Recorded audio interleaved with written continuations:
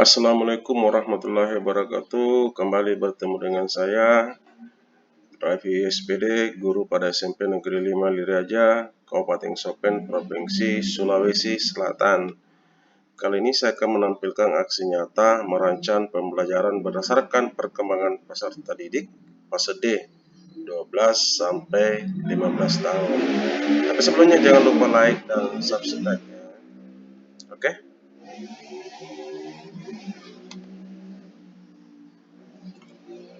Langkah pertama yang kita lakukan adalah mengamati sikap dan perilaku peserta didik, baik pada aspek fisik, kognitif, bahasa, maupun pada sosial emosi. Nah, dari hasil pengamatan dapat dilihat pada aspek fisik, yaitu mengalami perkembangan fisik yang cepat, bahkan ada beberapa yang obesitas. Nah, seperti orang dewasa, apalagi kalau memakai pakaian yang bukan seragam sekolah. Suara mulai balik atau kemudian muncul jerawat pada wajah mereka. Kemudian ada beberapa yang penasaran ingin mencoba sesuatu hal yang baru seperti mencoba merokok. Ada yang mengakses hal yang berbau seks pada alat komunikasi, sehingga tentu ini perlu diberikan pengetahuan tentang nilai dan norma yang berlaku. Nah, tantangannya adalah adanya perbedaan fisik secara menjorok, sehingga dalam pengambilan keputusan itu kita tidak boleh dengan alasan perbedaan fisik, misalnya yang pendek diberikan tempat di depan dan yang tinggi di belakang.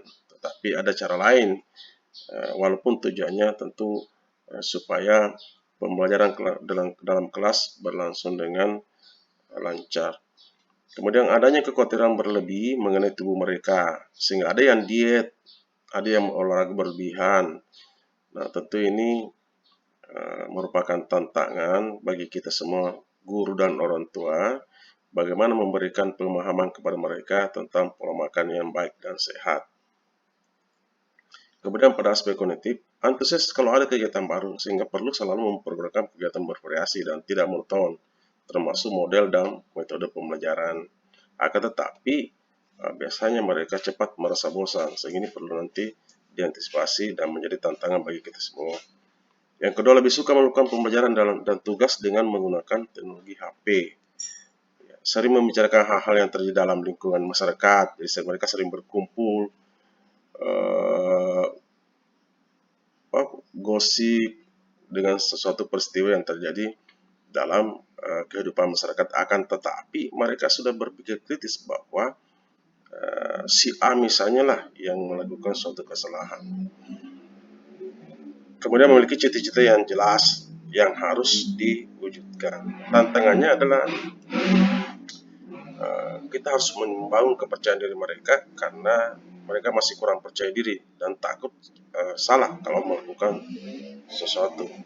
Yang kedua, guru dan orang tua harus berhati-hati dalam mengarahkan mereka dan tidak langsung memberikan komentar yang membuat mereka tidak akan melakukan kegiatan itu lagi. Jadi ada efek trauma ketika mereka melakukan sesuatu, tetapi langsung dikomentari dengan sesuatu hal yang negatif. Kemudian perlu membantu mereka dalam mengambil keputusan, karena mereka belum bisa mengambil keputusan sendiri dikarenakan otak mereka belum sempurna. Kemudian hasil pengamatan perilaku siswa pada aspek bahasa, itu kesulitan dalam kegiatan diskusi karena mereka selalu memberikan jawaban yang singkat. Ini yang menjadi keluhan kami guru, karena ketika kami mencoba menerapkan metode diskusi, metode itu tidak berjalan sebagaimana mestinya karena peserta didik di usia ini hanya memberikan jawaban yang singkat. Dalam pembelajaran, ketika diberikan pertanyaan atau diminta untuk bertanya, lebih banyak diam.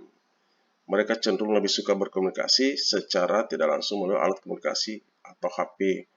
Sering mengeluarkan bahasa yang sebenarnya belum sesuai dengan usia mereka. Tantangannya karena lebih banyak diam dan kurang interaksi langsung dengan sosial, maka perlu membangun keinginan mereka untuk selalu ingin berinteraksi sosial secara langsung dan bukan hanya melalui alat komunikasi. Guru dan orang tua harus membuka diri untuk merespon positif mereka ketika ingin melakukan suatu komunikasi dengan kita melalui alat komunikasi. Karena biasa juga ada teman, ada orang tua, ketika anaknya mencoba mengajak berkomunikasi lewat alat komunikasi, tidak merespon dengan baik. pada aspek sosial emosi, suasana hati mereka berubah-ubah. Kadang senang, kadang sedih, kadang menyukai temannya, kadang membenci temannya. Tapi itu tidak berlangsung lama, sehingga kemudian mereka akur lagi. Kemudian tidak mau terikat sesuatu aturan, ingin merdeka, tidak mau terikat dengan tata tertib sekolah. Misalnya masalah rambut, masalah pakaian. Sudah ada yang menyukai lawan jenis, walaupun hanya dalam waktu singkat karena perubahan suasana hati yang gampang berubah tadi. Kemudian mereka mulai berpikir kritis. Ya.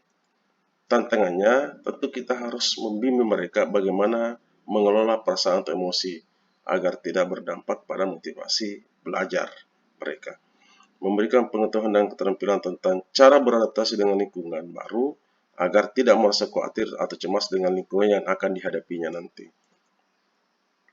Nah, kemudian rencana pembelajaran yang akan kami terapkan adalah rencana pembelajaran berpusat pada siswa dan ada peran orang tua siswa di dalamnya, sehingga kami mencoba menerapkan pembelajaran berpusat pada siswa berbasis keluarga. Jadi materinya diferensiasi sosial, ada kegiatan pendahuluan di sini. Ya, pada kegiatan pendahuluan di sini itu ada keterlibatan orang tua sebagai narasumber dalam penelitian tentang diferensiasi sosial. Kemudian paling bawah itu ada pengembangan aspek fisik.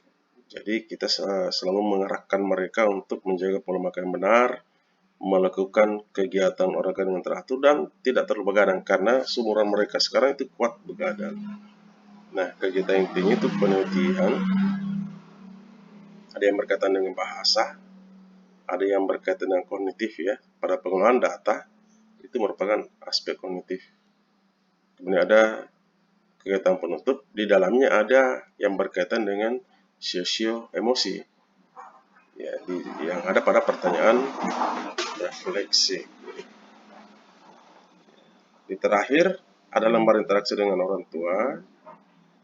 Kemudian kami juga diskusi dengan rekan sejawat mengenai rencana pembelajaran yang kami buat, dan ada beberapa komentar dari mereka yang berkaitan dengan apa yang sudah baik dalam rancangan ini dan apa yang perlu diperbaiki.